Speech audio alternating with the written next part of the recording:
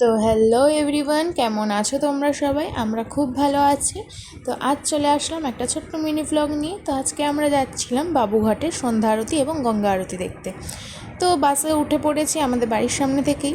উঠেই দেখি উনি ঘুমাচ্ছেন এবং 4:52 বেজে গেছে, তাও আমরা তখনও পৌঁছাতে পারিনি। আমরা জানতাম যে 1 ঘন্টার মধ্যে আমরা হয়তো পৌঁছে যাব, কিন্তু রাস্তায় প্রচণ্ড জ্যাম থাকার কারণে আমাদের যেতে অনেকটাই দেরি হচ্ছে।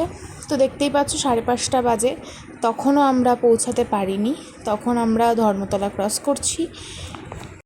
তো এবার ময়দান ক্রস করে ইডেন ক্রস করে, ইডেনে যখন কোনো একটা খেলা চলছিল, যাই হোক সব কিছু ক্রস করে আমরা ফাইনালি বাবুঘাটে এসে পৌঁছাই।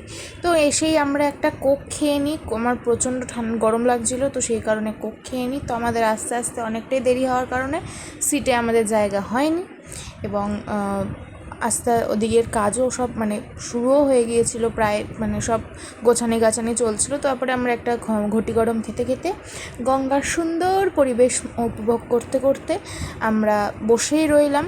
তারপরেই সবাই যখন বললো এই ব্যারিকেডের ওখানটাতে বসা যাবে, তো আমরা দৌড়তে দৌড়াতে ওই ব্যারিকেডের ওদিকে যাই এবং ওইখানেই আমরা বসি মাটিতে।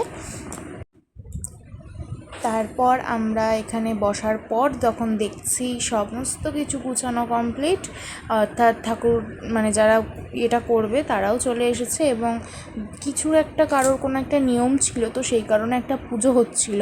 তো এই পুজোটা হওয়ার পরে গঙ্গা আরতিটা শুরু হয়েছিল।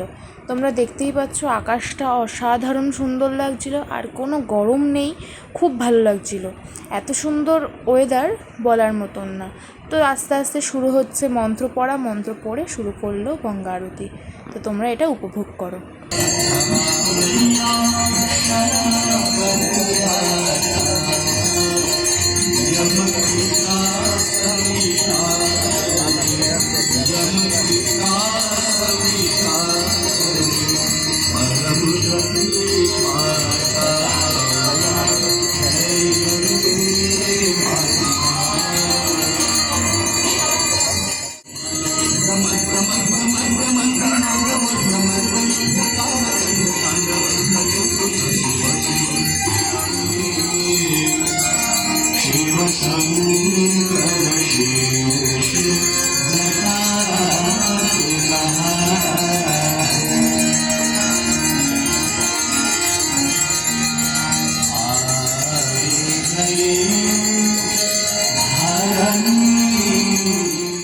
গঙ্গা আরতি শেষ হয়ে যাওয়ার পর সবাই মিলে গান চালিয়ে খুব সুন্দর করে একটা সুন্দর পরিবেশ সৃষ্টি হয় এবং আমাদেরও খুবই ভালো লাগছিলো। তারপরে সবার ঠাকুরের তাপ নিয়ে আমরা চলে আসি চায়ের দোকানে, এসে একটু চা খাই। চা খেয়ে আমরা উঠে পড়ি বাসে।